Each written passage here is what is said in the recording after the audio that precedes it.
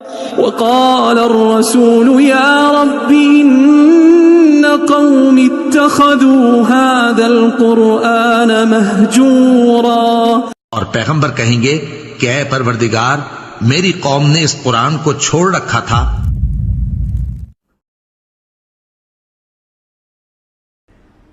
اگلا سوال ہے سیدنا ابو بکر صدیق رضی اللہ تعالیٰ عنہ سے متعلق ایک موقع مشہور ہے کہ انہوں نے ایک دفعہ نبی کریم صلی اللہ علیہ وسلم کی اپیل پر اپنے گھر کا سارا سامان آپ کے قدموں پر نثار کر دیا. اس پر نبی صلی اللہ علیہ وسلم کے پوچھنے پر سیدنا ابو بکر نے عرض کیا کہ گھر پر اللہ اور اس کے رسول کو چھوڑ آیا. یہ حدیث کسی بک میں ہے اور اگر ہے تو یہ حدیث اصول محدثین پر صحیح ہے یا ضعیف ہے؟ حدیث بالکل صحیح ہے جی، اور یہ سیدنا ابو بکر صدیق رضی اللہ تعالیٰ عنہ علیہ السلام کی شان میں چند بڑی حدیث میں سے ایک حدیث ہے. یہ حدیث جامعہ ترمذی میں موجود ہے اور امام ترمذی نے خود اس حدیث کو کہا ہے ھذا حدیث حسن صحیح، یہ صحیح حدیث ہے. اور یہ حدیث سنن ابی داؤد کے اندر بھی موجود ہے، مین سٹریم کے اہل سنت کی 2 کتابوں میں، اور مشکات کی 3 جلد میں سیدنا ابو بکر صدیق رضی اللہ تعالیٰ عنہ علیہ السلام کے فضائل والے چیپٹر میں آپ کو یہ حدیث مل جائے گی. بڑی مزے کی حدیث ہے جی.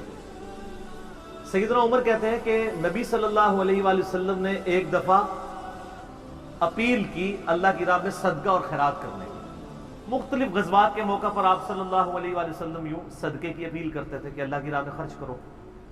سیدنا عمر کہتے ہیں کہ میری فائنینشیل پوزیشن اس وقت اتنی زبردست تھی کہ اس سے پہلے کبھی نہیں تھی.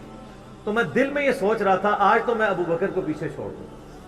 ہائے آپ دیکھیں کمپٹیشن بھی کس فیلڈ میں کہ میں آج اتنا مال لے کے جاؤں گا کہ ابو بکر کو پیچھے چھوڑ دوں گا.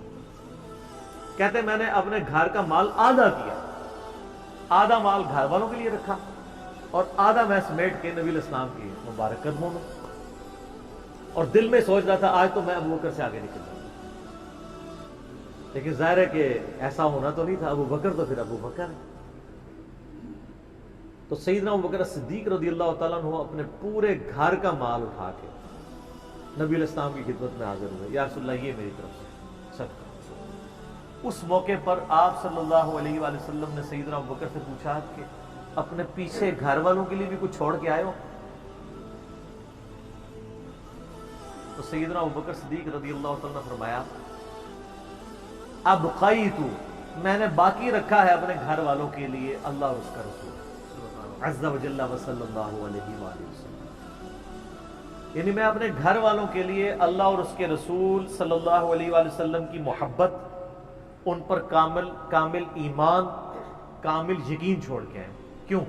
سورہ توبہ کی آیت ہے کہ اللہ تعالیٰ نے مومنین کی جانیں اور مال جنت کے بدلے میں خرید لی ہیں، لہذا اہل ایمان خوشیاں مناؤ اس بیع کے اوپر، اس بیع پہ. بیع کہتے ہیں تجارت کو، اسی سے لفظ بیعت بھی نکلا. قرآن میں تو ہے کہ ہماری بیعت کس کے ساتھ ہے؟ اللہ کے ساتھ. جنت کے بدلے میں جان اور مال کس کے ذریعے؟ رسول اللہ کے ذریعے صلی اللہ علیہ وآلہ وسلم. اللہ کے سامنے انسان اپنے آپ کو بیچ سکتا ہے، انسان کے سامنے نہیں. وہ لہذا وہ جو بیعت جب کروا رہے ہوتے ہیں وہ کہتے ہیں نہیں بیعت کا مطلب آپ نے اپنا آپ ہمارے آگے بیچ دیا. وہ آپ کے آگے کیا بیچا ہے؟ ایک منی کے گندے قطرے کی جو پیداوار ہے اس کے آگے اپنے آپ کو بیچ دیا ہم نے. کیا اللہ کے سامنے بیچا. انسانوں کو غلامی سے چھڑایا ہے نبی صلی اللہ علیہ وآلہ وسلم، نہ کہ انسانوں کا غلام بنایا. یہ بیعت اللہ کے ساتھ ہے. جنت ملے گی جان اور مال کو اللہ کی راہ میں خرچ کرنے کی وجہ سے. تو سیدنا ابو بکر نے کہا کہ میں اللہ اور اس کا رسول باقی چھوڑ آیا ہوں. اس سے ہمارے بریلوی بھائیوں نے رزلٹ نکالا کہ نبی صلی اللہ علیہ وسلم حاضر و ناظر ہے. شکر ہے کہ گوروں کو اردو نہیں آتی اور ان کو انگریزی نہیں آتی، ورنہ وہ لٹریچر کے ان الفاظ کا مذاق اڑاتے. یہ تو حضرت ابو بکر کے بھی دماغ میں نہیں تھا کہ حاضر و ناظر کسی نے نکال دینا. یہ تو لٹریچر کی زبان میں بات ہو رہی تھی کہ میں اللہ اور اس کا رسول چھوڑا. فزیکلی چھوڑنے کی بات نہیں ہو رہی تھی، نہ حاضر و ناظر نہ روحانی طور پہ. یہی بات ہو رہی تھی کہ اللہ اور اس کے رسول پہ جو ایمان ہے وہ ہمیں کافی ہے، اللہ تعالیٰ ہمیں اور دے گا. یہ ان کے دماغ میں نہیں تھا. پھر بھی اگر وہ کہتا نہیں اس سے مراد فزیکلی چھوڑنا ہے تو پھر تو ان کا عقیدہ بھی خراب ہو جائے گا. یہ تو ایون کہتے ہیں کہ آپ اللہ تعالیٰ کو عرش پہ مانیں تو یہ اس کے لیے مکان آپ مخصوص کر رہے ہیں، اور یہ عقیدہ شرک ہے. حنفی کہتے ہیں، وہ کہتے ہیں اللہ تعالیٰ زمان و مکان سے پاک ہے. تو اگر عرش پہ اللہ کو مانے تو یہ کہتے ہیں یہ تو گستاخانہ عقیدہ اور کفری عقیدہ ہے. اور حضرت ابوبکر کہہ رہے ہیں میں گھر میں اللہ کو چھوڑ کے آیا ہوں، تو گھر مکان ہے کہ نہیں؟ تو ان کے نزدیک تو حضرت ابوبکر بھی پھر کافر ہو جائیں گے نعوذ باللہ، کیونکہ انہوں نے بھی تو مکان ثابت کیا نا اللہ کے لیے. کہتے ہیں نا اللہ نام مکان ہے، اللہ کے لیے کوئی مکان نہیں ہے. یہ میں ان کا عقیدہ بتا رہا ہوں. تو پھر وہاں پھر آپ کو کہیں نہیں یہ تو محاورتاً بات ہوئی ہے کہ اللہ اور اس کا رسول چھوڑے. یہ میں پھکی ساتھ دیتا ہوں. سر پھکی جو ہوتی ہے نا، جب کوئی علمی بات سنے نا اور آپ کے نظریات کے خلاف ہو تو پیٹ میں مروڑ اٹھتا ہے. تو ساتھ ہی جب ہم پھکی دیتے ہیں نا وہ مروڑ ٹھنڈا ہو جاتا ہے. یہ جو مروڑ اٹھا ہوگا نا وہ ساتھ ہی ٹھنڈا ہو جائے گا. آپ نے ان کو کہنا ہے یہ تو آپ کا بھی عقیدہ نہیں ہے کہ اللہ تعالیٰ حضرت ابوبکر کے مکان کے اندر ہے، کیونکہ آپ تو کہتے ہیں اللہ کے لیے مکان ثابت کرنا تو کفر ہے. تو پھر کیا؟ تو پھر آپ کو وہی معنی کرنا پڑے گا جو ہم کر رہے ہیں. یہ لٹریچر کی زبان میں بات ہو رہی ہے کہ میرے لیے اللہ اور اس کا رسول ہی کافی ہے. اچھا یہ دیکھیں ان لوگوں نے پھر اس سے نا بڑی اور چیزیں بھی نکالی. وہ سورہ الزمر کی آیت ہے نا، الیس اللہ بکاف عبدہ، کیا اللہ اپنے بندے کے لیے کافی نہیں ہے؟ تو اہل حدیثوں نے اس کے سٹیکر چھپوا کے لگائے مختلف جگہ پہ. ان کی انٹینشن کوئی غلط نہیں تھی، لیکن اب جو بزرگوں کے بابوں کے ماننے والے ہیں انہوں نے کہا کہ جی جناب یہ تو مصیبت کھڑی ہو جائے گی، ہم نے تو بزرگوں کو بھی پکارنا ہے، یہاں تو صرف اللہ ہے. حالانکہ انہوں نے یہ نہیں دیکھا یہ تو قرآن کی آیت ہے، سورہ الزمر کی پارہ نمبر 24 کے پہلے صفحے کے اوپر، الیس اللہ بکاف عبدہ، کیا اللہ اپنے بندے کے لیے کافی نہیں ہے؟ انہوں نے اس کے مقابلے میں سٹیکر چھاپے کہ میرے لیے اللہ اور اس کا رسول، بزرگان دین، فلاں فلاں فلاں، جتنی انہوں نے لگانی ہوتی ہیں نا وہ کافی ہیں. اور نیچے حدیث لکھی کہ حضرت بکر صدیق جب گھر کا سارا سامان لے کے آئے تو نبی علیہ السلام نے پوچھا باقی کیا چھوڑ آئے ہو؟ تو انہوں نے کہا میرے لیے اللہ اور اس کا رسول ہی کافی ہے. پہلی بات ہے یہ حدیث کے الفاظ ہی نہیں ہیں. انہوں نے کہا تھا میں اللہ اور اس کے رسول کو چھوڑ آیا ہوں.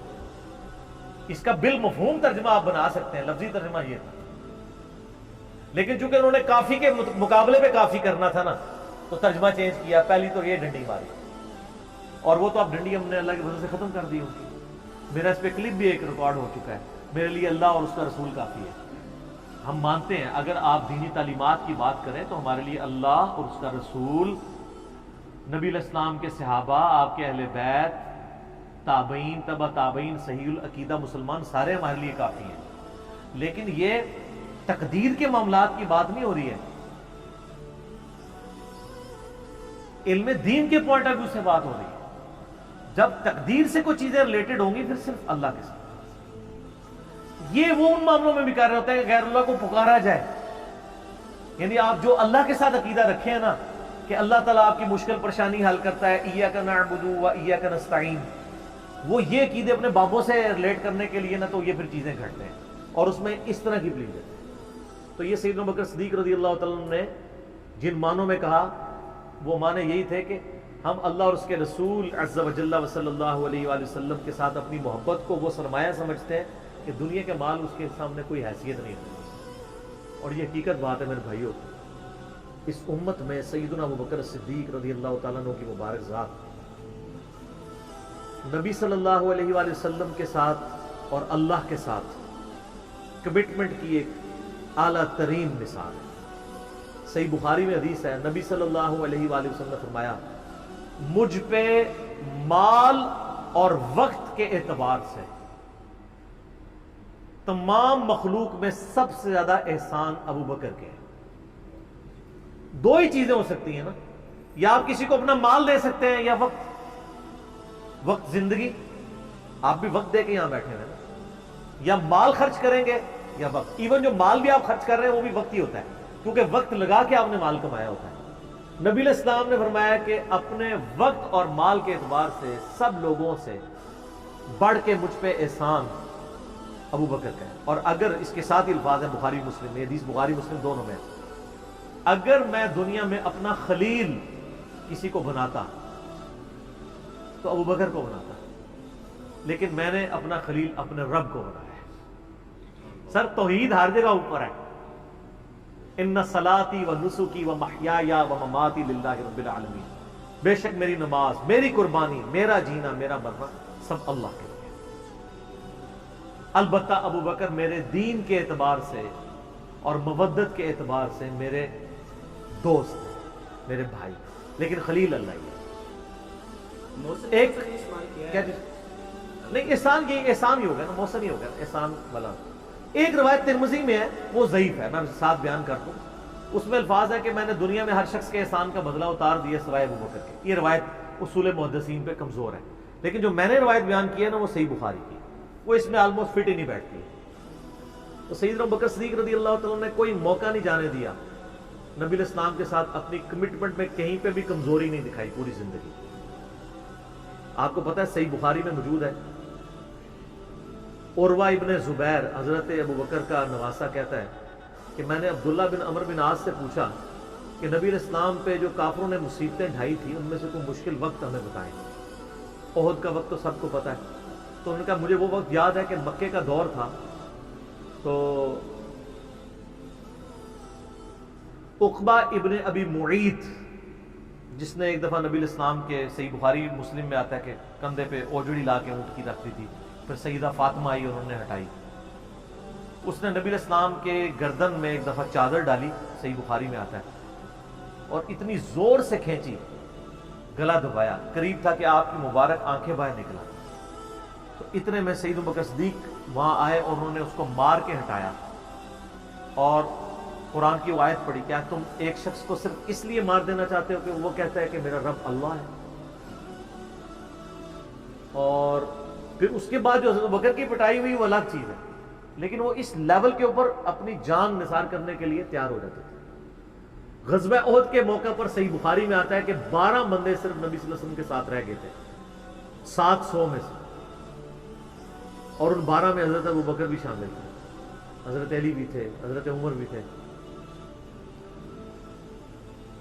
اس وقت بھی کمٹمنٹ آپ دیکھ لیں، پیچھے نہیں بالکل ہٹے، ہر موقع پہ جہاں پہ قربانی کا موقع آیا پوری کمٹمنٹ کے ساتھ نبی صلی اللہ علیہ وآلہ وسلم کا ساتھ دیا۔ حضرت عمر بن عاص کہتے ہیں، بخاری اور مسلم دونوں میں، نبی علیہ السلام نے مجھے ایک لشکر روانہ کیا تو اس لشکر کا امیر بنایا، تو مجھے یہ زوم ہوا کہ میں حضور کا بڑا لاڈلا ہوں، تو میں نے کہا یا رسول اللہ صلی اللہ علیہ وسلم آپ کو لوگوں میں سب سے بڑھ کے محبوب کون ہے؟ تو فرمایا عائشہ سلام اللہ علیہ۔ تو میں نے کہا نہیں یا رسول اللہ میں مردوں میں پوچھ رہا ہوں، تو کہا اس کا باپ ابو بکر۔ پوچھا اس کے بعد، کہا عمر، اور پھر کہتے ہیں میں حضور سے پوچھتا گیا، آپ نام لیتے کہ میرا نام کوئی نہیں لیا، پھر میں خاموش ہو گیا کہیں میں ان بندوں میں شامل ہی نہ ہوں۔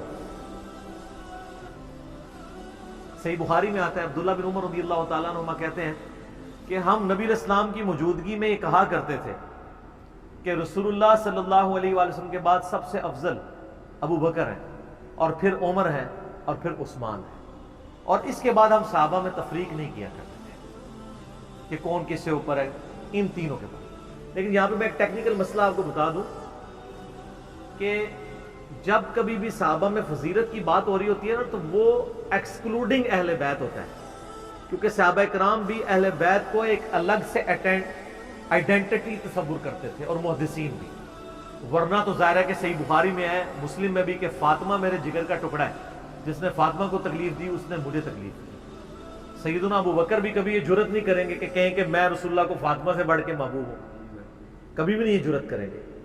اس کے الٹ آپ کو حدیثیں بخاری مسلم میں مل جائیں گی، اور ٹاپک الگ ہے۔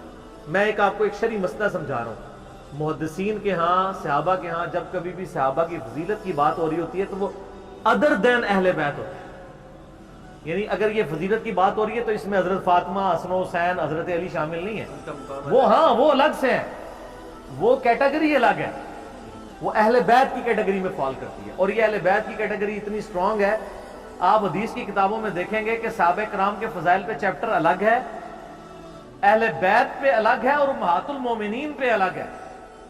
ایون امہات المومنین کو بھی اہل بیت سے الگ سے ذکر کیا جاتا ہے۔ اہل بیت کی ٹرم جو محدثین کے ہاں مانی جاتی ہے، اگرچہ امہات المومنین بھی اہل بیت ہے، لیکن وہ اسپیسیفکلی سیدنا علی، حسن حسین، سیدہ فاطمہ کے لیے۔ تو یہ میں آپ کو کیٹیگری بتاؤں تو بہرحال یہ خود مولا علی علیہ السلام کے بارے میں صحیح بخاری میں آتا ہے، محمد ابن حنفیہ حنفیہ نامی ایک عورت سے حضرت علی کا بیٹا تھا، اس کا نام تھا محمد۔ حضرت فاطمہ کی زندگی میں تو حضرت علی نے دوسری شادی نہیں کی، وہ صحیح بخاری مسلم میں آتا ہے نبی اسلام نے ان کو منع کیا تھا، یہ ان کی خصوصیت تھی۔ بعد میں انہوں نے کچھ شادیاں کی، اس سے بھی اولاد ہوئی، جس میں حضرت سیدہ حنفیہ نامی ایک عورت تھی، ان سے ایک بیٹا تھا محمد ابن حنفیہ۔ صحیح بخاری میں آتا ہے حضرت ابوبکر کے فضائل کے چیپٹر میں کہ محمد ابن حنفیہ کہتا ہے کہ میں نے اپنے والد علی ابن ابی طالب سے پوچھا، ابا جان بتائیں رسول اللہ کے بعد اس امت میں سب سے افضل کون ہے؟ تو انہوں نے کہا ابوبکر۔ تو میں نے پوچھا اس کے بعد؟ فرمایا عمر۔ اور ان کا میں تیسری دفعہ میں نے سوچا کہ میں اگر پوچھا تو یہ عثمان کا نام لیں گے، تو میں نے کہا اس کے بعد تو آپ کا ہی نمبر ہوگا، لیکن وہ تو علی تھے نا۔ تو انہوں نے کہا کہ میں تو عام مسلمانوں میں سے ایک مسلمان ہوں۔ وَمَنْ أَحْسَنُ قَوْلًا مِّمَّنْ دَعَا إِلَى اللَّهِ وَعَمِلَ صَالِحًا وَقَالَ إِنَّنِي مِنَ الْمُسْلِمِينَ۔ اس سے بڑھ کر کس کی بات ہو سکتی ہے جو لوگوں کو اللہ کی طرف بلائے، خود بھی نیک اعمال کرے اور پھر بھی کہ میں عام مسلمانوں سے ایک مسلمان ہوں، میں بھی مسلمان ہی ہوں، بہت بڑا پیر فقیر یا کوئی اپنے آپ کو ایکسٹراڈنری نہ ماننا شروع کر۔ اس حدیث میں بھی سیدنا ابو بکر صدیق رضی اللہ تعالیٰ کی فضیلت کو خود مولا علی نے بیان کیا۔ پھر بخاری مسلم میں وہ جو حدیث ہے سقیفہ بنی ساعدہ والی، جو اختلاف ہوا تھا، اس میں آپ کو پتا ہے سیدنا علی نے بیعت نہیں کی تھی حضرت ابو بکر کی 6 مہینے تک، بخاری مسلم دونوں میں آتا ہے۔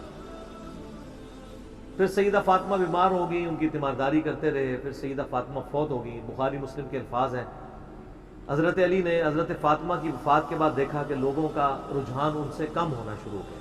جب تک حضرت فاطمہ زندہ تھی تو ظاہر ہے نبی اسلام کا ایک وہ معاملہ تھا، تو پھر انہوں نے حضرت ابو بکر کو پیغام بھیجا کہ آپ میرے گھر آئیں اور اپنے ساتھ کسی کو نہیں لے کے آنا۔ اس حدیث کو روایت سیدہ عائشہ کر رہی ہے اور حدیث بخاری میں بھی ہے، مسلم میں بھی۔ اور اما عائشہ کہتی ہیں کہ سیدنا علی کی یہ خواہش تھی کہ حضرت عمر نہ جائیں کیونکہ ان کے مزاج میں ذرا تیزی تھی۔ تو حضرت ابو بکر حضرت علی کے گھر جانے لگے تو حضرت عمر نے روک لیا، ان کا آپ کو میں اکیلے نہیں جانے دوں گا۔ ہائے ہائے، ابو بکر تو پھر ابو بکر ہے نا۔ انہوں نے کہا اللہ کی قسم نبی کے گھر والوں سے ہمیں کوئی شر کی امید نہیں ہے۔ ان کو تھا کہیں بلا کے ایجنسیوں کے ہاتھوں گرفتاری نہ کروا دیں، آج کے دور میں بات کریں۔ تو حضرت بکر اکیلے گئے۔ سیدنا علی نے حضرت بکر سے کہا کہ اللہ نے جو آپ کو ہم پہ فضیلت دی ہے اس امر خلافت میں، ہمیں آپ سے کوئی حسد نہیں، لیکن نبی علیہ السلام کی قربت کے ناطے اور آپ کے اہل بیت ہونے کے ناطے ہم یہ سمجھتے ہیں کہ ہمیں اس مشورے میں شامل کرنا چاہیے تھا۔ تو سیدنا ابو بکر نے رونا شروع کر دیا۔ رونے کا مطلب یہ تھا کہ انہوں نے اس چیز کو ایکسیپٹ کیا کہ یہ ٹیکنیکلی مسئلہ مس ہینڈل ہوا ہے، لیکن وہ کیوں ہوا وہ میں نے پورا 3 گھنٹے کا لیکچر ریکارڈ کروایا۔ مسئلہ 55B، وصی رسول کون ہے اور حدیث قرطاس کا تحقیقی جائزہ۔ جب رونا شروع کیا تو سیدنا علی نے کہا کہ بس اب میں آپ کی اعلانیہ بیعت کروں، یہ ہے للہیت، ورنہ وہ کہتے کہ ابو بکر میں بیعت کرتا ہوں باہر جا کے بتا دینا، یہ کام ہوتا تو اکڑ والا ہوتا، لیکن وہ تو علی تھے، اکڑ تو دور دور تک نہیں تھی، زہد تھا، عاجزی تھی، اللہ کا تعارف تھا۔ کہا میں اعلانیہ بیعت کروں گا آپ کی۔ آج کے ہوتے تو کہتے نہیں باہر جا کے آپ بتا دیں، میں ایک ٹویٹ کر دوں گا پیچھے سے کہ بس ہو گئی ہے ہمارا آپس میں۔ ظہر کے وقت بخاری مسلم کے الفاظ ہیں سیدنا ابو بکر نماز کے بعد ممبر پہ چڑھے اور حضرت علی کے فضائل بیان کیے اور پھر بیان کیا کہ ان کے بیعت نہ کرنے کی وجہ کیا تھی، اور پھر ممبر سے نیچے اتر آئے۔ پھر حضرت علی ممبر پہ چڑھے اور حضرت ابو بکر کے فضائل بیان کیے اور اپنے بیعت نہ کرنے کی وجوہات بتائیں، اور پھر اعلانیہ بیعت کی، اور حضرت علی ممبر سے اترے تو تمام مسلمان پھر حضرت علی سے خوش ہو گئے کہ انہوں نے اس مسئلے میں قربانی والا معاملہ کیا۔ تو یہ بھی ایک موقع تھا۔ اس میں الفاظ ہیں کہ حضرت ابو بکر کہتے ہیں اللہ کی قسم حضرت علی سے روتے ہوئے کہ مجھے نبی کے گھر والے اپنے گھر والوں سے بڑھ کے عزیز ہیں۔ اور آپ کو مزے کی بات بتاؤں، صحیح بخاری میں ایک کریٹیکل حدیث ہے حسن حسین کے چیپٹر کے اندر، امام بخاری نے ڈالی ہے، وہ امہات المومنین کے چیپٹر میں نہیں ہے، حسن حسین والے چیپٹر میں، کہ حضرت ابو بکر کہتے ہیں کہ رسول اللہ کے قرب کو ان کے اہل بیت کے قرب میں تلاش کرو. کون کہہ رہے ہیں؟ حضرت ابو بکر. اور اہل بیت سے مراد کون؟ سیدنا حسن حسین. کیونکہ امام بخاری نے اس حدیث کو، حضرت ابو بکر کے قول کو حضرت حسن حسین والے چیپٹر میں لیا کہ محمد صلی اللہ علیہ وآلہ وسلم کی قربت کو ان کے اہل بیت کی قربت میں تلاش کرو. تو سیدنا ابو بکر صدیق رضی اللہ تعالیٰ عنہ کو نبی الاسلام سے نسبت رکھنے والی ہر چیز بڑی بڑھ کر محبوب تھی، چاہے وہ آپ کے اہل بیت ہوں یا آپ صلی اللہ علیہ وآلہ وسلم کی قریبی کو رشتہ دار ہوں، ہر معاملے میں. اس لیے آپ دیکھیں نا، کمپرومائز آپ کو کہیں نظر نہیں آتا. سر بخاری میں آتا ہے کہ صلح حدیبیہ کے موقع پر حضرت عمر سے بھی تھوڑی سی مس ہینڈلنگ ہو گئی تھی. یا رسول اللہ ہم کیا حق پہ نہیں ہیں؟ پھر دب کے کیوں صلح کر رہے ہیں؟ حضور نے فرمایا کہ میں اللہ کا پیغمبر ہوں. پھر بھی تسلی نہیں، حضرت ابو بکر کے پاس آئے. پھر حضرت ابو بکر نے ڈانٹا کہ عمر وہ اللہ کے پیغمبر ہے. اور حضرت عمر کہتے ہیں مجھے پوری زندگی اس چیز کا غم رہے گا کہ میں نے بڑی جرت دکھائی. الٹیمیٹلی ثابت ہوا کہ صلح حدیبیہ والا جو معاملہ تھا وہ مسلمانوں کے حق میں شامل ہوا. لیکن حضرت ابو بکر کا آپ ایمان کا لیول دیکھیں کہ وہ سرکمسٹانسز پہ نہیں جاتے تھے. وہ کہتے تھے اللہ کے پیغمبر نے فیصلہ کیا، الٹیمیٹلی اسی میں خیر ہوگی. ان کا ایمان اس لیول کا تھا کہ وہ عقلی دلائل کو بعد میں رکھتے تھے. اور وہاں پہ بھی آپ کو نظر آیا اور انہوں نے حضرت عمر کو کہا کہ عمر وہ اللہ کے پیغمبر ہیں، جو فیصلہ کر رہے ہیں وہ ٹھیک ہے. اسی لیے ہر مسئلے میں آپ کو احتیاط کا پہلو نظر آتا ہے. پھر بخاری میں آتا ہے جب مرتدین زکات تھے، حضرت عمر جیسے لوگ بھی کہہ رہے تھے اتنے مازوں پہ آپ جنگ نہ کھولیں، پہلے کچھ قبائل مرتد ہو گئے ہیں، رومن امپائر چڑھی دوڑی ہے، پرشین امپائر کے ساتھ ہم نے سارے معاملات شروع کیے ہوئے ہیں، اتنے مازوں پہ ہم کیسے لڑیں گے؟ تو سیدنا ابو بکر نے کیا کہا تھا؟ اللہ کی قسم کو رسول اللہ کے زمانے میں جانور دیتا تھا اور اس کے ساتھ ایک رسی بھی دیتا تھا، اور اب نہیں دے گا نا میں اس کے خلاف بھی قتال کروں گا، اکیلا مجھے کرنا پڑے. جس طرح نماز اللہ کا حق ہے، اسی طریقے سے زکوٰۃ بھی اللہ کا حق ہے. جو نماز اور زکوٰۃ میں فرق کرے گا میں اس کے خلاف قتال کروں گا. وہ ریٹ آف دی گورنمنٹ کو چیلنج کر رہے ہیں. حضرت عمر کے الفاظ ہیں بخاری میں کہ اللہ تعالیٰ نے ابو بکر کا سینہ کھول دیا تھا اس مسئلے میں، اور ابو بکر کی باتیں سن کے ہمارا سینہ بھی کھل گیا. حالانکہ پورے صحابہ ایک طرف کھڑے تھے، ابو بکر ایک طرف کھڑے رہتے. ان کی جو نبی علیہ السلام سے کمٹمنٹ تھی نا، وہ ان کو ہٹنے نہیں دیتی تھی. صحیح بخاری میں آتا ہے، آپ کو پتہ ہے لشکر اسامہ کے اوپر بڑے بڑے صحابہ نے اعتراض کیا کہ یہ اسامہ تو کل کا بچہ ہے 15-16 سال کا، اتنے سینئر صحابہ اس کے انڈر لگا دیے ہیں. نبی علیہ السلام نے وفات کی وصیت کی تھی کہ لشکر اسامہ بھیجنا ہے، اور رومن امپائر کیونکہ انہی کے باپ شہید ہوئے تھے نا، زید ابن حارثہ غزوہ موتا کے اندر. اب جب وفات نبی علیہ السلام کی وفات ہوئی تو پھر لوگوں کو آ کے لوگ مشورے دے رہے ہیں حضرت بکر کو کہ اب تو آپ نے ڈیسیژن کرنا ہے تو اسامہ کو چینج کر دیں. ہائے ہائے، انہوں نے کہا میں اسامہ کو، جس کو نبی علیہ السلام نے امیر مقرر کیا، میں اس کو چینج کروں؟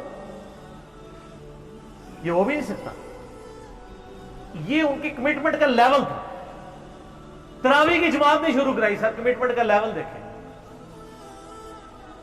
بھائی نبی علیہ السلام نے نہیں کرائی، میں نے بھی نہیں کرانی. حضرت عمر نے بھی 3 سال نہیں کی، بعد میں کروائی، لیکن اس میں ساتھ ہی انہوں نے، صحیح بخاری میں موجود ہے کہ اس سے افضل یہ ہے کہ جو رات کے آخری پہر میں اٹھ کے کوئی گھر پہ نماز پڑھ لیں. یہ صرف جواز کیا تک. لیکن حضرت ابو بکر کی احتیاط کا لیول آپ دیکھیں، انہوں نے تراویح کی جماعت بھی شروع کروائی کہ نبی علیہ السلام نے نہیں کروائی، میں کیوں کرواؤں؟ بخاری میں الفاظ ہیں، اما عائشہ کہتی ہیں نبی علیہ السلام نے جب وہ ڈانٹ دیا تھا نا اور کہا تھا گھروں میں نماز پڑھو، تو معاملہ اسی طرح ہی رہا. پھر حضرت ابو بکر نے بھی پوری زندگی کسی کو تراویح پہ نہیں ابھارا، سب لوگ اپنی اپنی پڑھتے تھے. حضرت عمر کے بھی 3 سال گزرے. میں آپ کو یہ بتانا چاہ رہا ہوں کہ حضرت ابو بکر کسی معاملے میں رسول اللہ صلی اللہ علیہ وسلم کو کراس نہیں کرتے تھے. میری اپنی زندگی کا نچوڑ ہے، آپ اختلاف بھی کر سکتے ہیں. میں نے علمی دلائل کے ساتھ یہ چیز لرن کی ہے کہ خلفائے راشدین میں 2 بندے ایسے ہیں جنہوں نے کسی جگہ ایک رتی برابر بھی رسول اللہ صلی اللہ علیہ وسلم سے ہٹنے کی کوشش نہیں کی ہے. ایک حضرت ابو بکر اور دوسرے حضرت علی. حضرت عمر اور عثمان کی زندگی میں آپ کو کئی واقعات ایسے ملیں گے کہ انہوں نے اجتہاداً کچھ ایسے کام کیے ہیں جو بعد میں ان کو ریورس کرنے پڑے ہیں. انہوں نے اپنے اجتہاد سے کیے، ان کا معاملہ اللہ کے سپرد. لیکن حضرت ابو بکر اور حضرت علی جو تھے، یہ 2 پرسنالٹیز ایسی تھیں کہ ان میں جو سنت کو فالو کرنے کی کمٹمنٹ تھی نا، وہ ایسی تھی کہ وہ اپنی عقل کو دوسرے نمبر پہ رکھتے تھے. ابو داؤد میں حدیث نہیں، حضرت علی کہتے ہیں اگر عقل پہ جانا ہوتا نا تو میں پاؤں کے نیچے کا مسا رکھتا موزوں پہ، کیونکہ وہ گندا تو وہ ہوتا ہے ایسا. لیکن سنت کہتی ہے اوپر، کہتا ہوں اوپر پہ. حجت متو ایون صحیح بخاری میں آتا ہے جب قرآن جمع کرنے کی باری آئی تو کس نے مخالفت کی؟ حضرت ابو بکر نے. میں وہ کام کیوں کروں جو رسول اللہ نے نہیں کیا؟ پھر صحابہ سے ڈیبیٹ ہوئی, الٹیمیٹلی حضرت بکر صدیق قائل ہوئے. ان کا پہلا جواب ہمیشہ ہوتا تھا نا, نبی نے نہیں کیا, نہیں کرنا. اب میرے ساتھ بحث کرو, قائل ہوں گا اور دیکھوں گا کیا رسول کی منشا اس میں شامل تھی تو میں ایگری کروں گا, ادروائز نہیں. اسی وجہ سے حج تمتع میں بھی پابندی نہیں لگائی, حضرت عمر نے لگائی, بعد میں ریورس کرنی پڑی. حضرت عثمان نے بھی لگائی, پھر ریورس کرنی پڑی, صحیح بخاری میں آتا ہے. حضرت علی نے مخالفت کی. لیکن حضرت بکر کی زندگی میں آپ کو سنت کے ساتھ کمٹمنٹ کا یہ لیول ملے گا, کبھی ان کو کوئی ڈیسیژن ریورس نہیں کرنا پڑا. ان کی نبی علیہ السلام کے ساتھ جو عقیدت تھی نا, اور ہر معاملے میں, حتیٰ کہ صحیح بخاری اور مسلم میں آتا ہے. اور نبی علیہ السلام کا کیا ریگارڈ ہے, بخاری مسلم دونوں میں آتا ہے کہ نبی صلی اللہ علیہ وآلہ وسلم نے, یعنی بیماری کے دن تھے آپ کے,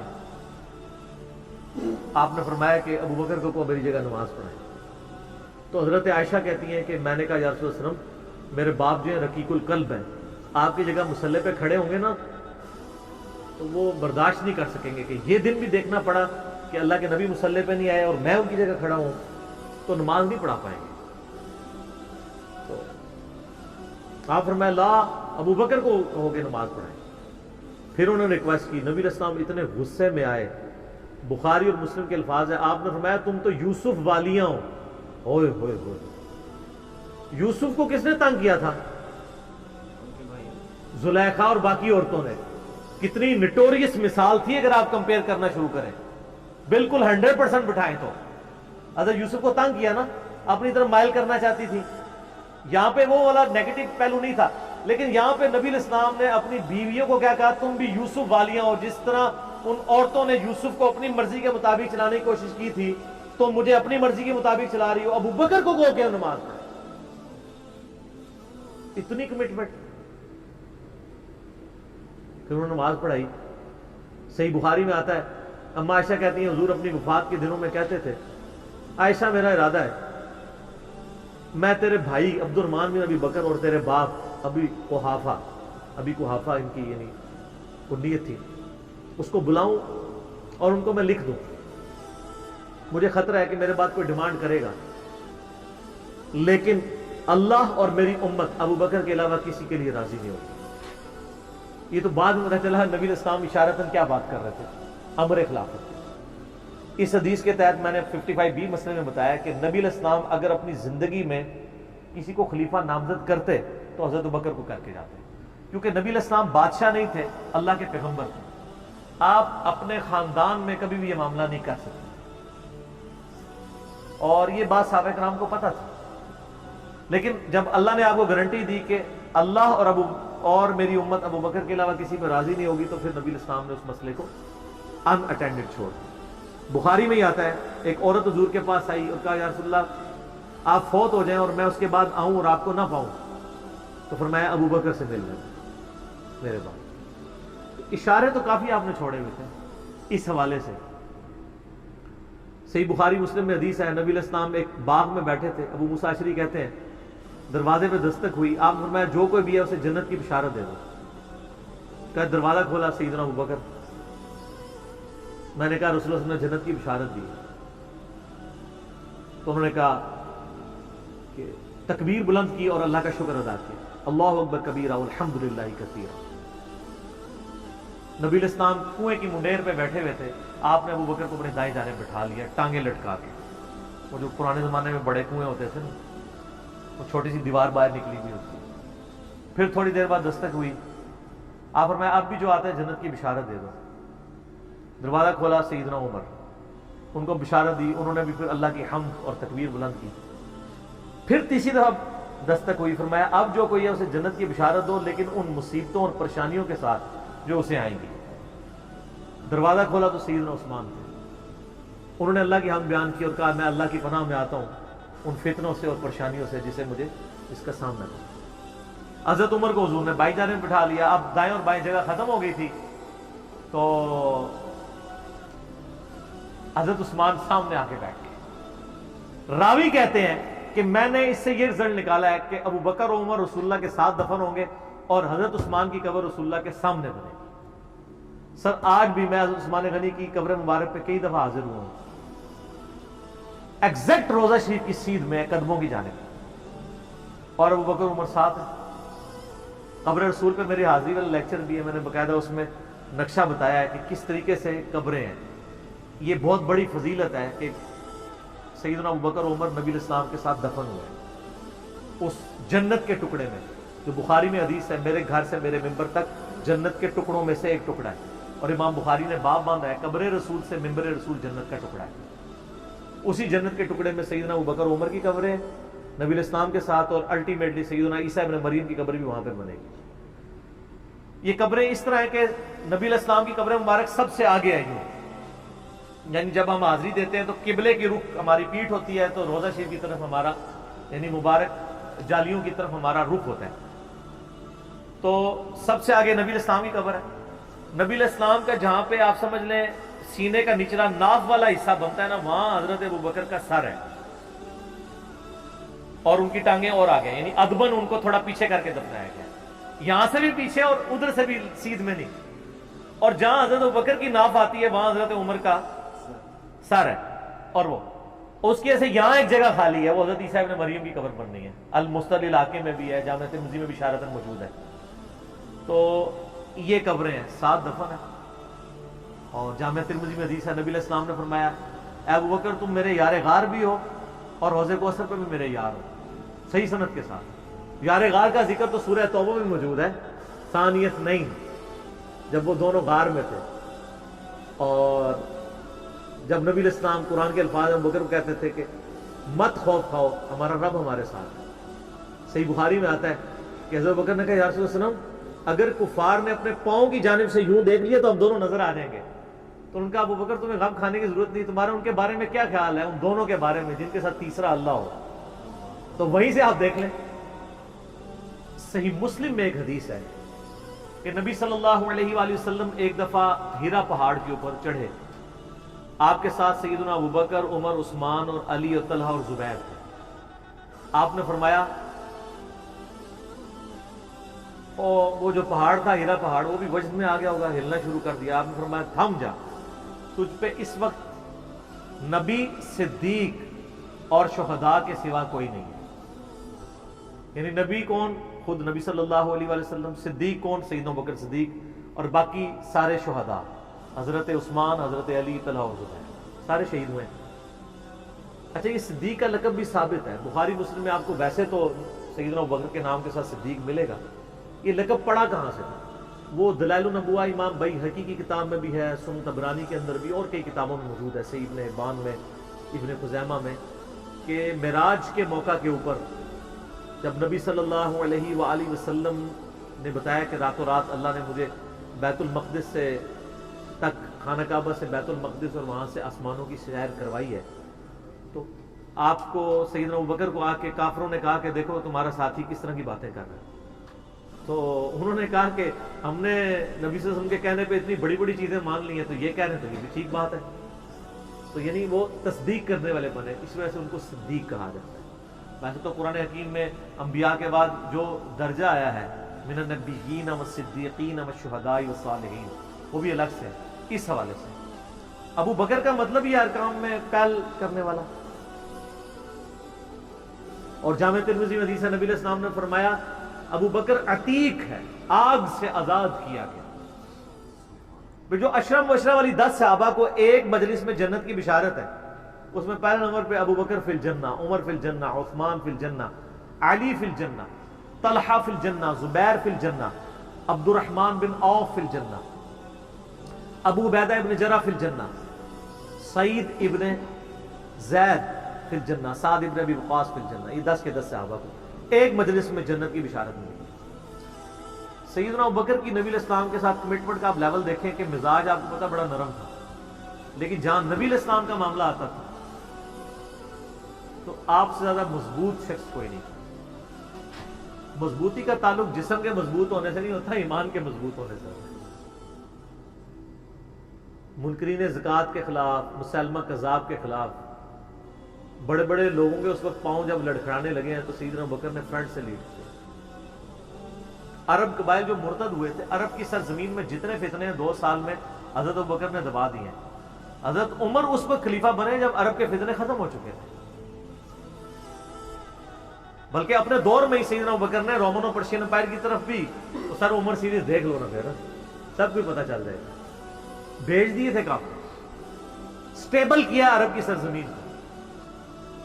جنگ یمامہ ہوئی مسلمہ کذاب کے خلاف سیدنا ابوبکر کے دور میں، تو ان کے پاؤں کہیں لڑکھڑائے نہیں ہیں، حتیٰ کہ آپ دیکھیں صحیح بخاری میں آتا ہے صلح حدیبیہ کے موقع پر جب وہ آیا ہوا تھا نا سہیل ابن عمرو اور وہ دوسرا جو عروہ ابن مسعود، عبداللہ ابن مسعود کا بھائی جو بعد مسلمان ہو گیا تھا، اس وقت تک تو کافر تھا، نبی علیہ السلام کے ساتھ گفتگو کرتے بے نا اس نے نا یہ الفاظ استعمال کیے کہ یہ تیرے ساتھی جو تیرے ساتھ کھڑے ہیں نا، جب تیرے میں مشکل وقت آیا تو یہ چھوڑ دیں گے۔ اب ان کو کیا پتا تھا کہ یہ اسرا کا بندہ ہے یا اس کے ساتھی اسرا کے ساتھی، اس پہ حضرت ابوبکر کو بڑا سخت غصہ آیا۔ انہوں نے کہا کہ جاؤ لات اور منات کی شرمگاہیں چاٹو تم لوگ۔ اب اتنے سخت الفاظ ایک ایسے شخص کی زبان پہ جو سراپا اخلاق ہو، جسے غصہ نہ آتا ہو، صرف اس لیے کہ نبی علیہ السلام کے ساتھ اس نے مس بھی ہے۔ اس سے بعض لوگوں نے گالی کی پلی لی ہے کہ جی گستاخوں کو گالیاں نکال سکتے ہیں، انہوں نے گالی نہیں دی تھی، وہ آلریڈی شرمگاہوں کو چاٹتے تھے، تو ان کی غلط بات کا ہی ان کو تانا دیا جو وہ کر رہے تھے۔ مثلا اگر ایک بندہ شراب پیتا ہے اور وہ آ کے نبی علیہ السلام سے مس بہیو کر رہا ہے، تو وہاں بیٹھا ہوا کوئی شخص کہتا ہے جاؤ تو شراب پی جو تیرا کام ہے، تو آپ یہ اس کو گالی نہیں دے رہے، وہ عمل کر رہے ہیں۔ یا اسی طریقے سے آج کل جو لوگ مزاروں کے آگے جھکتے ہیں اور ہم ان کو کہیں گے جاؤ جو جا کے قبر پہ ماتھا ٹیکو جا کے، تو ہم اس کو گالی نہیں دے رہے، وہ کر رہے ہیں۔ اور شرمگاہ کو چاٹنے والا مسئلہ وہ بھی آپ کو میں نے بتایا کہ پاکستان میں ایک باقاعدہ ایک دربار ہے جہاں پہ بڑی بڑی شرمگاہیں مردوں کی لٹکائی ہوئی لکڑی کی بنا کے، اور لوگ جا کے ان کے ساتھ وہ سارے معاملات کرتے ہیں۔ آپ یوٹیوب پہ بھی جا کے دیکھ لیں، آپ کو مل جائیں گے۔ تو وہ معاملات اسی طریقے سے چل رہے ہیں گمراہی والے، لیکن سیدنا ابوبکر صدیق کی آپ کمٹمنٹ دیکھیں کہ انہوں نے بالکل لحاظ نہیں کیا۔ انہوں نے کہا تم جا کے یہ کام کرو، ہم نبی علیہ السلام اپنی جان کا آخری سانس اور خون کا آخری قطرہ بھی اپنے نبی کے لیے نچھاور کریں گے۔ پھر اس موقع پہ یہ ہوا تھا، بخاری میں الفاظ ہیں کہ حضور علیہ السلام وضو کے لیے جب آئے تو صحابہ کرام نے آپ کے وضو کا پانی نہیں نیچے گرنے دیا، اور عروہ ابن مسعود کو نکھیوں سے یوں کر کے دیکھ رہا تھا۔ اس نے کہا مارو، یہ تو اس کا وضو کا پانی نہیں گرنے دیتے، اتنا احترام کرتے ہیں۔ حتیٰ کہ بخاری کے الفاظ ہیں نبی علیہ السلام کا بلغم بھی صحابہ کے ہاتھوں پہ آتا تھا، اگر کسی کو نہیں ملتا تھا دوسرے کے ہاتھ کو مل کے اپنے جسم میں ملتا تھا۔ بیسیکلی وہ کافروں کو یہ میسج دے رہے تھے کہ اس کے بارے میں تم کہہ رہے ہو جس کا وضو کا پانی نیچے گرنے دیتے، اس کے خون کا قطرہ گرنے دیں گے؟ اور یہی ہوا، بخاری کے الفاظ ہیں۔ عروہ ابن مسعود جب کفار مکہ کے پاس گیا، اس نے کہا جی بھائی جی ان کے ساتھ معاہدہ ہی کرو، میں بڑے بڑے درباروں میں گیا ہوں، میں کیسرے روم کے دربار میں گیا ہوں، میں کسرا کے دربار میں گیا ہوں، میں نجاشی کے، میں نے کسی کے فالوورز کو اپنے سردار کی وہ عزت کرتے ہوئے نہیں دیکھا جو محمد صلی اللہ علیہ وآلہ وسلم کے فالوورز ان کی عزت کرتے ہیں۔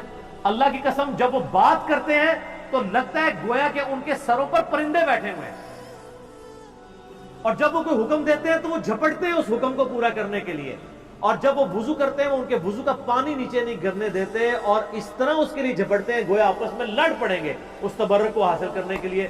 تم بھول جاؤ کہ ان جانثار صحابہ کے ہوتے ہوئے تم اس شخص کے ساتھ کوئی نقصان والا معاملہ کر سکتے ہو، عافیت اسی میں کہ صلح کرو۔ اور یہ پہلا موقع تھا کہ مشرکین عرب نے نبی علیہ السلام کو ایز اے پاور تسلیم کر لیا تھا۔ اس سے پہلے تو کسی کھاتے میں نہیں مانتے تھے نا، اس لیے تو بدر میں آ گئے، احد میں آ گئے، خندق میں تو آخری کوشش کر لی کہ ان کو ختم کریں۔ صلح حدیبیہ پہ پیس ٹریٹی کا مطلب یہ تھا کہ مشرکین عرب نے پیرلل میں ایک پاور حضور کو تسلیم کر لیا، اور وہ آپ دیکھ لیں تو وہ پاور ایسی تسلیم ہوئی ہے کہ پھر مسلمانوں کا گراف اوپر سے اوپر ہی گیا۔ تو سیدنا ابوبکر صدیق رضی اللہ تعالیٰ عنہ کی کمٹمنٹ نبی علیہ السلام کے ساتھ، اور پھر آپ دیکھیں کہ صحابہ میں سب سے زیادہ مضبوط اعصاب کا مالک حضرت ابوبکر تھے۔ صحیح بخاری میں آتا ہے جب نبی علیہ السلام کی وفات ہوئی تو حضرت عمر نے تلوار نکال دی کہ میں اس کی گردن کاٹ دوں گا جو کہے گا کہ نبی علیہ السلام فوت ہو گیا۔ ان کا یہ عقیدہ تھا کہ جس طرح موسیٰ علیہ السلام 40 دن کے لیے کوہ طور پہ گئے ہیں، نبی علیہ السلام بھی ڈورمنٹ پوزیشن میں چلے گئے، واپس آ جائیں گے، کیونکہ انہوں نے نبی علیہ السلام سے سنا تھا کہ رومن اور پرشین امپائر گرے گی، تو وہ یہ فورس ہی کرتے تھے ابھی تو کیسرو کسرا کی جنگیں ہم نے لڑی نہیں ہیں، تو حضور اس سے پہلے کیسے دنیا سے جا سکتے ہیں؟ لیکن اللہ نے تو آپ کو پروفٹ بنوانا تھا نا، کہ آپ کے جانے کے بعد فتوحات کروانی تھی تاکہ پتہ چلے کہ پیچھے اللہ کھڑا ہے۔ اپنی زندگی میں تو بڑے بڑے بادشاہوں نے فتوحات کی ہیں، نبی علیہ السلام کی تو دعوت کا کلائمیکس حضرت ابوبکر پھر حضرت عمر عثمان علی کے دور میں جا کے ہوا ہے، جبکہ عرب قبائل بھی مرتد ہو گئے ہیں، تب بھی اللہ کے پیچھے سپورٹ تھی۔ والذی ارسل رسولہ بالہدی ودین الحق لیظہرہ علی الدین کلہ ولو کرہ المشرکون، اللہ نے اس کو دین کو غالب کرنا تھا۔ تو بخاری کے الفاظ ہیں، حضرت عمر نے کہا میں اس کی گردن اتار دوں گا۔ حضرت ابوبکر آئے، انہوں نے حضرت عمر کو دیکھا، اگنور کر کے سیدھا حجرہ عائشہ میں گئے، نبی علیہ السلام کے مبارک کفن کو ہٹا کے آپ کے ماتھے پہ بوسہ دیا اور کہا یا رسول اللہ آپ پہ دو موتیں جمع نہیں کرے گا، ایک موت تو سب کے نصیب میں ہے، اب تو ہمیشہ کی زندگی آپ کو اللہ نے آخرت کی دے دی ہے۔ اور پھر باہر نکلے، حضرت عمر کو کہا کہ عمر بیٹھ جاؤ، حضرت عمر نے بات نہیں سنی، تو حضرت بکر ممبر کی طرف چڑھے، ممبر پہ چڑھے اور لوگوں سے کہا کہ عمر کو اس کے حال پہ چھوڑ دو۔ حدیث کے الفاظ ہیں کہ لوگ حضرت بکر کا ریگارڈ باقی اصحاب سے زیادہ کرتے تھے، حضرت عمر کو تنہا چھوڑ کے لوگ حضرت ابو بکر کی طرف متوجہ ہو گئے۔ پہلے وہ جو سارا میلہ ان کے گرد لگا تھا شفٹ ہو گیا، تو انہوں نے حمد و صلات کے بعد ان کا اما بعد فمن کان یعبد محمدا فإن محمد قد مات۔ سر کلیجے پہ کتنا بڑا پتھر رکھا ہوگا حضرت بکر نے جملہ بولتے ہوئے کہ جو محمد کی عبادت کرتا تھا وہ جان لے کے محمد کو موت آ گئی۔ ومن کان یعبد اللہ، اور جو اللہ کی عبادت کرتا ہے وہ جان لے ان اللہ حی لا یموت، اللہ زندہ ہے، اللہ کو کبھی موت نہیں۔ کیا توحید کی تعلیمات ہیں، حضور کی میت کے اوپر حضور کے فضائل نہیں بیان ہو رہے، توحید بیان ہو رہی ہے۔ Point to be noted. کیوں؟ سر پہلے بھی انسانیت نے رسک لیا، دنیا کا سب سے بڑا شرک ایک پیغمبر کے نام پہ تو کھڑا ہوا ہے، عیسیٰ ابن مریم کے نام پہ۔ نبی علیہ السلام کو عیسیٰ ابن مریم نہیں اللہ نے بننے دیا۔ ایسے تربیت یافتہ وہ صحابہ جو کل تک آپ کے وضو کا پانی نیچے نہیں گرنے دے رہے تھے، آج وفات پہ کھڑے ہو کے فرضی خطبہ دے رہے ہیں۔ جو محمد کی عبادت کرتا تھا جان لو محمد کو موت آ گئی، جو اللہ کی بات کرتا تھا جان لو اللہ زندہ ہے۔ پھر آیت بھی پڑھی، صرف فرضی جملہ نہیں بولا۔ آپ تو کہہ رہے ہیں شرک ختم ہو گیا، حضرت بکر جب شروع نہیں ہوا تھا اس وقت بھی کہہ رہے تھے کہ نبی علیہ السلام کو کسی نے خدا نہیں بنانا، کیونکہ بخاری کی حدیث ہے، دیکھنا میری شان کو اس طرح بلند نہ کرنا جس طرح عیسیٰ ابن مریم کو لوگوں نے کیا، میں اللہ کا بندہ اور اس کا رسول ہوں، مجھے اللہ کا بندہ اور اس کا رسول ہی کہنا۔ سر وارفتگی، دیوانگی، عشق، یہ ساری کیفیت حضور کی وفات کے بعد بالکل چینج ہوگی۔ صحابہ ہونا تو چاہیے تھا جو وضو کا پانی نہیں گرنے دے رہے تھے جا کے قبر کی مٹی چاٹنا شروع کر دیتے، ایسا نہیں ہوا۔ وہ تعلیمات کی باؤنڈریز کو کراس نہیں کرنا۔ تو پھر انہوں نے آیت پڑھی، سورہ آل عمران آیت نمبر 144، وما محمد الا رسول قد خلت من قبلہ الرسل افإن مات او قتل انقلبتم علی اعقابکم، محمد تو نہیں مگر ایک رسول ہی، اگر یہ فوت ہو جائیں یا دین جو جنگ میں قتل کر دیے جائیں، شہید ہو جائیں، کیا تم دین سے الٹے قدم پھر جاؤ؟ جو کوئی دین سے الٹے قدم پھیرے گا اللہ کا کوئی نقصان نہیں کرے گا اور اللہ ثابت قدم رہنے والوں کو جزا دے گا۔ پھر سورہ الزمر کی آیت نمبر 30 پڑھی، انک میت وانہم میتون، اے نبی تمہیں بھی مرنا ہے اور ان کو بھی موت آنی ہے تمہارے مخالفین کو، پھر تم اللہ کے حضور جھگڑو گے، اللہ تمہارا فیصلہ کرے گا۔ یہ سیدنا ابوبکر کی حضور کی وفات کے وقت استقامت۔ پھر جھگڑا کھڑا ہو گیا حضور کو دفنانا کدھر ہے؟ جامعہ ترمذی میں حدیث ہے، سیدنا ابوبکر کہتے ہیں کہ میں نے نبی علیہ السلام سے یہ بات سنی تھی کہ اللہ اپنے پیغمبر کو وہیں پہ موت دیتا ہے جو اس کے لیے سب سے پسندیدہ جگہ اللہ کے نزدیک ہوتی ہے، تو حضور کی جو چارپائی ہے نا اس کے نیچے ان کی قبر کھودو، وہاں پہ اللہ نے ان کو موت دی۔ پہلے صحابہ میں رائے نہیں طے ہو رہی تھی کہاں دفنانا۔ پھر سنن نسائی الکبریٰ کے اندر پورا وفات النبی چیپٹر ہے، سنن ابن ماجہ میں بھی موجود ہے کچھ حصہ اس کا۔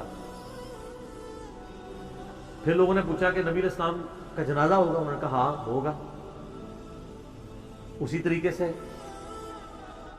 تکبیر کہو اور سورہ فاتحہ اور اس کے بعد درود شریف اور اس طریقے سے 4 تکبیرات پڑھو، لیکن ایک فرق تھا کہ نبی علیہ السلام کو پروٹوکول صحابہ نے دیا ہے کہ آپ کی جو جنازے کی نماز ہے نا وہ جماعت کے ساتھ نہیں ہوئی۔ صحابہ نے یہ پروٹوکول دیا کہ حضور کی میت کی موجودگی میں بھی کوئی شخص امامت نہ کروائے۔ حجرے میں ایک طرف سے لوگ داخل ہوتے تھے، اکیلے اکیلے جنازہ ادا کرتے تھے. وہ ڈیٹیل میں آتا ہے، 2-3 دن تک جنازہ ہوتا رہا. پہلے یعنی مرد داخل ہوئے، اس کے بعد بچے، غلام، پھر عورتیں، اس طریقے سے سب نے جنازہ پڑھا. ظاہر ہے 1 لاکھ سے زیادہ لوگ تھے جنازہ پڑھنے والے. اس موقع پہ بھی سیدنا ابوبکر کی آپ استقامت دیکھیں. ورنہ حضرت عمر کتنے اسٹرانگ اصحاب کے مالک تھے، ان کی حالت آپ دیکھ لیں. جب ضرورت پڑی ان کے مضبوط اصحاب کی تو کولیپس کر گئے. ابوبکر ہی کھڑے ہوئے، تو حضور کو پتا تھا نا میں نے مصلی پہ اسے کھڑا کرنا ہے. اور بخاری میں الفاظ ہیں، جب مصلی پہ کھڑا کیا فرمایا ابوبکر کے علاوہ سارے دروازے بند کر دو، صرف ابوبکر کے گھر کا دروازہ جو مسجد کی طرف کھلتا ہے، جو مسجد کا دروازہ ابوبکر کے گھر کی طرف ہے وہ کھلا رکھو، باقی سارے بند رکھو. تو نبی علیہ السلام کو یہ پتا تھا کہ کس لیول کا کس بندے کا یعنی ایمان ہے، اس کے اعصاب ہیں. اور بخاری کے الفاظ ہیں، جب حضرت ابوبکر نے خطبہ دیا، حضرت عمر کہتے ہیں میرے پاؤں میرا بوجھ نہیں اٹھا سکے، اور مجھے یقین آ گیا کہ حضور فوت ہو چکے. یہاں قرآن و حدیث سن کے کسی کے کان پہ جھو تک نہیں دنگتی، وہاں پہ حضرت ابوبکر کا خطبہ اور آیات سن کے حضرت عمر کہہ رہے ہیں کہ میرے پاؤں میرا بوجھ نہیں اٹھا سکے، کہ یہ تو واقعی تو قرآن کی آیت. اور اس میں بخاری مسلم صحیح بخاری میں الفاظ ہیں، کئی دن تک ہم جب بھی صحابہ ایک دوسرے کو ملتے تھے تو یہی آیت سنایا کرتے تھے، وما محمد الا رسول قد خلت من قبلہ الرسل افئن مات او قتل انقلبتم علی اعقابکم، کہ محمد تو نہیں مگر ایک رسول، انہیں بھی تو موت آنی ہے، تاکہ ہمیں یہ یقین آ جائے کہ حضور دنیا سے چلے گئے. تو یہ صحابہ کرام علیہ رضوان کی نبی علیہ السلام کے ساتھ عقیدت تھی. اور سیدنا ابوبکر آپ کو بالکل سب اول میں نظر آئیں گے، ٹاپ آف دا لسٹ، معاملات کو ہینڈل کرنے میں، چیزوں کو بالکل من و سنت کے مطابق ڈھالنے میں، اور ہر معاملے میں رجوع لانے کے اوپر، اور اہل بیت کے ساتھ کمٹمنٹ کے اوپر، ہر مسئلے میں آپ کو حضرت ابوبکر صدیق کی قربانیاں ٹاپ آف دا لسٹ نظر. تو بات کہاں سے کہاں شروع ہوئی، فی البدی. میں تو اور گھنٹوں بول سکتا ہوں، مجھے اتنی حدیثیں یاد ہیں یہ فضائل کے اعتبار سے. آخر میں حصول برکت کے لیے میں وہ حدیث بیان کروں گا جو میں اکثر بیان کرتا ہوں.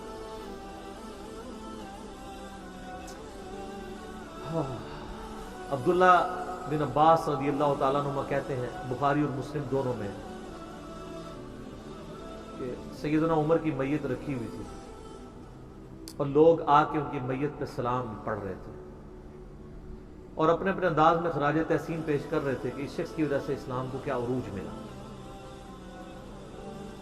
تو کہتے ہیں اتنے میں نے محسوس کیا کہ ایک شخص میرے پیچھے آ کے کھڑا ہوا اور اس نے میرے کندھے پہ یوں کونی رکھی، میری پیٹھ اس کی جانب تھی، اس نے کونی میرے کندھے پہ یوں رکھی، اور حضرت عمر کی میت سے مخاطب ہو کے کہنے لگا کہ اے عمر، اللہ تجھ پہ رحم فرمائے، تو روئے ارض پہ ان لوگوں میں سے ایک شخص تھا کہ میری بھی خواہش تھی کہ میں ان اعمال کے ساتھ اللہ کے حضور پیش ہوتا، کہ اگر اللہ کے حضور پیش ہونے کے لیے مجھے بہترین اعمال چاہیے تو تیرے اعمال.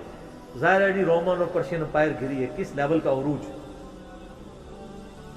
کیونکہ میں نے رسول اللہ صلی اللہ علیہ وآلہ وسلم سے بارہا سنا تھا، میں ابو بکر اور عمر داخل ہوئے، میں ابو بکر اور عمر نکلے، میں ابو بکر اور عمر نے یہ کیا.